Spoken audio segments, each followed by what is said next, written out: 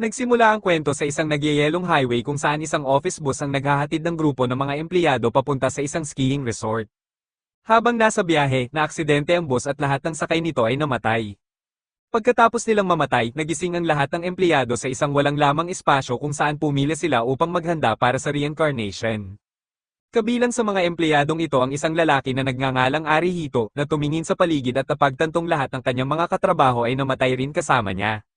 Nilapitan siya ng isang receptionist na nag-abot sa kanya ng isang phone at sinabi sa kanyang humingi ng trabaho sa isang guild kapag siya ay na-reincarnate na. Bagamat hindi niya ito lubos na naintindihan, itinulak siya ng babae papunta sa isang bagong mundo sa isang lugar na tinatawag na Labyrinth Country. Itinayo ang bansang iyon noong medieval times, kaya lubhang kapansin-pansin si Arihito sa suot niyang office clothes sa gitna ng mga karaniwang tao. Pumunta siya sa guild upang maghanap ng trabaho kung saan nakita niya ang isa sa dati niyang katrabaho na si Shiori. Nagparehistro ito para sa trabahong Shrine Maiden at tumalikod upang umalis.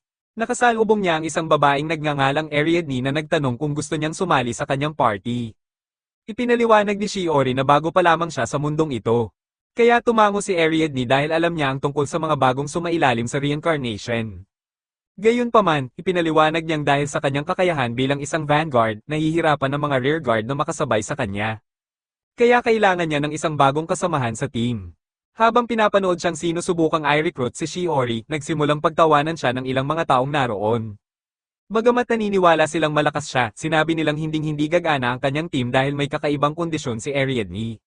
Sa kabila ng panghihina ng loob nila, tinanggap ni Shiori ang kanyang alok. Kaya ngumiti si Ariadne at umalis silang magkasama.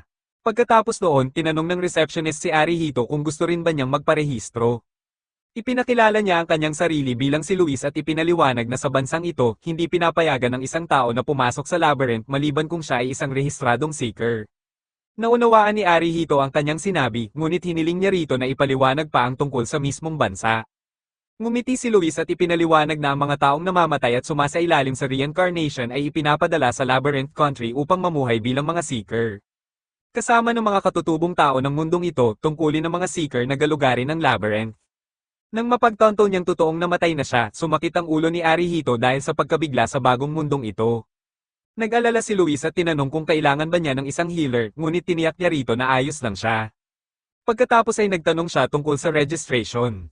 Kaya ipinaliwanag ni Luis na may blankong job description sa kanyang phone. Hiniling niya kay Arihito na punan ng job description ng trabahong sa tingin niya ay pinakaangkop para sa kanyang sarili. Ipinaliwanag niyang sa kanilang bansa, hinahayaan ng lahat na gawin ang mga trabahong pinakanababagay sa kanila. Tumango si Arihito at naisip na dapat siyang pumili ng trabahong mataas ang demand sa bansang ito. Ngumiti si Luis at hinintay siyang makapag-isip ng mabuti. Habang inaalala ang dati niyang buhay, naisip ni Arihito ang kanyang batang boss na si Igarashi, na palagi siyang pinagtatrabaho ng sobra. Dahil napipilitan siyang sumunod sa kanyang corporate master, palagi siyang nai-stress sa walang tigil nitong pagsasalita. Ngayong nasa mundong ito na siya, nagkaroon siya ng pagkakataong pumili ng kahit anong trabahong gusto niya. Kaya nagpasya siyang gumawa ng isang bagay na nakaka-relax para sa sarili niyang kapakanan. Biglang lumitaw si Igarashi sa likuran niya na ikinagulat ng kawawang lalaki. Naiinis ito sa naging reaksyon niya at sinabing para sa kanya, ang medieval world ay parang isang napakalaking cosplay party. Gayunpaman, tinanggap na rin niya ang kanyang kapalaran dahil wala na silang ibang mapupuntahan. Casual ding sinabi ni Igarashi na hindi niya inaasahang mangangaso sila ng mga halimaw na ikinagulat ni Arihito dahil wala siyang alam tungkol sa mga ito. Ipinaliwanag niya na ang pagtalo sa mga halimaw ay isa talaga sa mahahalagang tungkuling ibinibigay sa mga seeker sa mundong ito. Binalaan siya nito na pag-isipan niyang mabuti ang pipiliin niyang trabaho at party dahil kung hindi ay maaari siyang mawala ng buhay sa mapanganib na labyrinth. Pagkatapos ay naisip nito kung anong trabaho ang pinili ni Arihito. Mula pa noong manager niya ito, sanay na si Igarashi na umasa sa kanya kapag kailangan niya ng tulong. Palihim siyang umaasa na makakapili ito ng trabahong magkakaroon ng magandang synergy sa kanyang class. Kaya nagsimulang pagpawisan ng husto si Arihito habang iniisip na baka maging punching bag na naman siya nito sa bago niyang buhay habang tinatanong niya kung anong trabaho ang pinili nito. Napansin ni Igarashi na formal pa rin siyang magsalita sa kanya. Nalungkot siya dahil napakalayo pa rin ang pakikitungo nito at umaasang mas mapapalapit pa sana sila sa isa't isa. Gayunpaman, nilunok niya ang kanyang pride at hindi na lamang ito sinabi ng malakas. Sinabi niya kay Arihito na ang napili niyang trabaho ay Valkyrie, kaya maaari siyang gumamit ng mga espada at sibat kasama ng spirit magic. Nagulat siya sa dami ng kakayahang pinili nito, ngunit para kay Igarashi, ang pagkakaroon ng maraming roles ay maaaring makapagligtas sa kanyang buhay at maging sa kanyang trabaho sa hindi inaasahang mundong ito. Sinabi rin niya kay Arihito na siguraduhin pumili ito ng ibang roles upang maiwasang mapalitan ng ibang tao. Pinasalamatan siya ni Arihito sa payo at sinabing mag-iingat siya kapag sasali sa isang team. Nagulat si Igarashi sa malamig nitong sagot dahil inaasahan niyang bubuo sila ng party na magkasama. Ngunit masiksik pa sa bato ang ulo ni Arihito kaya paulit-ulit niyang hindi napapansin ang mga pahiwatig nito. Sa huli, nadismaya si Igarashi at umalis na lamang. Pagkaalis nito, nagtaka si Arihito kung bakit kakaiba ang ikanikilos nito. Pagkatapos ay pinaalalahanan siya ni Luis na hindi pa rin siya pumipili ng trabaho at upang matulungan siyang makapagdesisyon, ipinaliwanag nitong maaari siyang kumita ng contribution points sa pamamagitan ng kanyang trabaho. Sa mundong ito, nakakakuha ang mga seeker ng contribution points sa pamamagitan ng pagkolekta ng mahahalagang treasure, pagtalo sa malalakas na monsters, at pagliligtas sa iba pang mga seeker. Bukod sa nagsisilbi itong pinagkukunan ng pera, ginagamit din ang contribution points upang irango ang mga seeker sa labyrinth leaderboard. Matapos itong ipaliwanag, sinabi ni Luis kay Arihito na automatikong itatala ng kanyang phone ang lahat ng kanyang gagawin sa loob ng labyrinth. Inihayag niya na napakahalaga ng ranking ng isang seeker dahil ito ang nagtatakda ng kanilang katayuan sa loob ng bansa. Habang ang mga mataas ang ranking na seeker ay maaaring mamuhay ng marangya, ang mga mababa ang ranking ay maaari namang mawala ng pera at mapilitang manirahan sa isang kwadra. Nang marinig ito, mas naging seryoso si Arihito sa pagpili ng kanyang trabaho.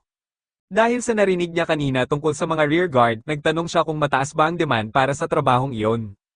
Tumango si Luis at ipinaliwanag na bagamat mahalagang role ang rear guard, mas mababa ang kanilang HP at defense kumpara sa vanguard at iba pang roles. Dahil dito, kakaunti lamang ang mga taong kayang maging mahusay na rear guard. Dahil sa kakulangang ito, mataas ang demand para sa mga rear guard sa karamihan ng mga party.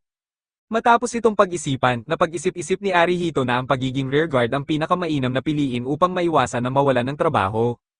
Habang iniisip kung anong special skills ang dapat niyang piliin bilang isang rear guard, isinulat niya ang salita sa screen ng kanyang phone. Biglang kumislap ng napakaliwanag ang screen ng phone at tuluyang nagulo ang lahat ng isinulat ni Arihito. Nagulat si Luis rito at kinuha ang kanyang phone upang tingnan ito. Isinuot niya ang kanyang salamin at buong konsentrasyong sinubukang unawain ang nangyari. Ngunit sa huli, ibinalik na lamang niya ang phone kay Arihito at sinabing matagumpay na naipasa ang kanyang job request. Natural na napansin ni Arihito na nagpapanggap lamang itong kontrolado ang sitwasyon kaya tinanong niya kung ano talaga ang nangyari. Sa mahiyain nitong tono, ipinaliwanag ni Luis na karaniwan ay anumang isulat ng isang tao ay agad na tinatanggap ng application. Ito ang unang beses na nakakita siya ng mga nag-ulong karakter na tulad nito, kaya wala rin siyang ideya kung nakatanggap nga ba si Arihito ng tamang rearguard role o hindi. Binalaan din siya ni Luis na maaaring binigyan siya ng application ng kung ano-anong random abilities. Nang mapagtanto ni Arihito na baka hindi na siya matanggap sa kahit anong party dahil sa mga random abilities na iyon, tuluyan siyang natulala. Sa kabutihang palad, anako ni Luis ang bahagi ng responsibilidad sa nangyari sa kanya at binigyan siya ng libreng mercenary card upang makapag-recruit siya ng sarili niyang kasamahan. Pagkatapos noon, tiningnan niya ang phone na hawak niya upang suriin ang kanyang mga abilities. Nalaman niyang mayroon siyang defense support skill kasama ang isang ability na tinatawag na rear view na nagbibigay sa kanya ng kakayahang makita ang nasa likuran niya. Makalipas ang ilang sandali, naisip niyang gumamit ng ilang level up points sa kanyang recovery support at defense support abilities. Pagkatapos ay nagpasya siyang dumaan muna sa city store upang bumili ng potions at healing items bago niya i-level up ang kanyang recovery support. Sa huli, defense support skill lamang ang kanyang tinaasan ng level.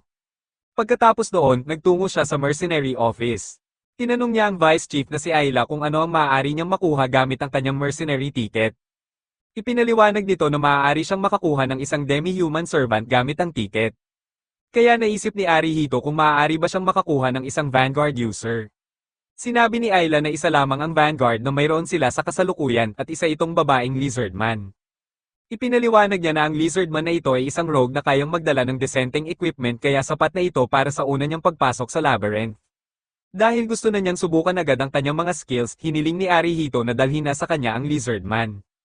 Habang umaalis si Ayla upang sunduin ang demi-human, naisip niya kung magmumukha ba itong isang nakakadiring halimaw. Ngunit ikinagulat niya nang ang Lizardman na nagngangalang Deha ay isa palang batang babae na halos mukhang tao. Habang ipinapakilala siya ni Ayla, ipinaliwanag nitong dati ring tao si Deha, ngunit naging isang demi-human siya matapos mamatay sa dungeon. Sa mundong ito, lahat ng mga seeker na namamatay ay sinasapit ang parehong kapalaran. Kapag naging mga demi-human na sila, nawawala ang dati nilang personalidad at maging ang kakayahan nilang magsalita. Dahil dito, nagiging kapaki-pakinabang na lamang sila bilang mga alipin. Nalungkot si Arihito sa ideyang nagmamay-ari siya ng ibang tao, ngunit ipinaalala ni Ayla na wala na namang sariling personalidad ang mga demi-human, kaya legal lamang ang paggamit sa kanila. Inihayag din niyang kaya nilang lumaban gamit ang kanilang instincts kaya hindi na niya kailangang gabayan si Deha sa bawat laban. Sa huli, tinanggap ni Arihito ang paliwanag nito at binati si Deha, umaasang makabubuo sila ng isang matagumpay na party. Gayunpaman, habang papunta sila sa labyrinth, nagpasya siyang hindi niya pipilitin ang munting babae na lumaban. Matapos subukan ng kanyang defense enhancement skills, balak niyang bumalik agad sa lungsod. Hindi nagtagal ay narating nila ang pasukan ng unang palapag ng labyrinth na tinatawag na Field of Dawn. Binati siya ng ilang veteranong adventurers at sinabing kamukha niya ang isang Japanese Valkyrie na dumaan doon kanina. Napagtanto ni Arihito na malamang si Igarashi ang tinutukoy nila at inisip niyang nakabuo na ito ng sarili nitong party. Ipinaliwanag ng leader ng mga seeker na si Ribbolt na ang kanyang hanap buhay ay ang pagsagip sa mga seeker na naiiwan sa loob ng labyrinth. Ibinalik ni Arihito ang pagbati nito at nagtanong kung talagang ganoon kapanganib ang labyrinth. Ipinaliwanag ni Ribbolt na tunay ngang maraming panganib sa dungeon, ngunit hanggat nananatili si Arihito sa mga low-level monsters ay magiging ligtas siya. Gayunpaman, mahigpit niya itong binalaan na umiwas sa mga named monsters sa lahat ng pagkakataon. Nalaman ni Arihito na bukod sa mga ordinaryong monsters, ang mga named monsters ay may mga espesyal na titulo at nagtataglay ng napakalalakas na abilities.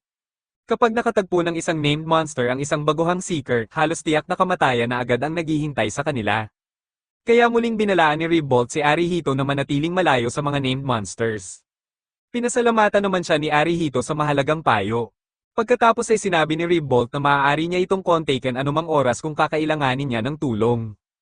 Ipinaliwanag ni Ribbolt na marami pang ibang rescue parties ang patuloy na nagpapatrolya sa mga dungeon, ngunit paminsan-minsan ay may mga taong hindi pa rin nila naabutan. Tinanggap ni Arihito ang lahat ng kanyang payo at pagkatapos ay bumaba na sa labyrinth kasama si Deha. Sa loob, natagpuan niya ang isang luntiang kapatagan na puno ng mga natural na batis. Makalipas ang kaunting paglalakad, nakatagpo siya ng isang kakaibang cotton ball na gumugulong papunta sa kanya. Sinuri ni Arihito ang kanyang phone upang tingnan kung isa ba itong monster, ngunit biglang umikot ang cotton ball sa napakabilis na bilis. Agad na napansin ni Deha ang kilos nito kaya hinugot niya ang kanyang dagger habang abala si Arihito. Dahil level 1 monster lamang ang cotton ball, hindi gaanong nabahala si Arihito. Bigla itong sumugod sa kanya sa nakakabulag na bilis, ngunit hinarang iyon ni Deha gamit ang kanyang dagger. Dahil sa lakas ng tama, tumilapon si Arihito sa lupa at nagulat siyang makita na nasugatan pa rin si Deha sa kabila ng pagharang nito sa pag-atake. Sa kabila ng kanyang mga sugat, patuloy pa rin niyang ipinagtanggol ang kanyang master. Habang patuloy na bumababa ang HP bar ni Deha, nagpasya si Arihito na kumilos.